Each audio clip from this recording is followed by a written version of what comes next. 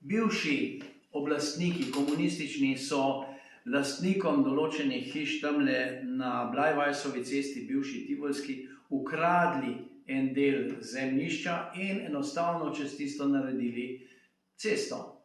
Nihče ni ničesar odplačal, zdaj pa gospod Janković z svojim Miho Kozincem in partnerji, odvetniki, zahteva, da se tisto enostavno lastnikom odvzame.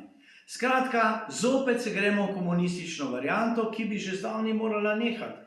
Če hočejo imeti tiste dele zemljišča, naj plačajo. Plačati pa nočejo. Janković drugače služi po dolgem in počez, na vseh koncih in krajih. Ampak, tukaj lepo vas prosim, kaj se gre? A se gremo ponovno nacionalizacijo, ali se gremo navadno tatvino se strani Mestne občine Ljubljana?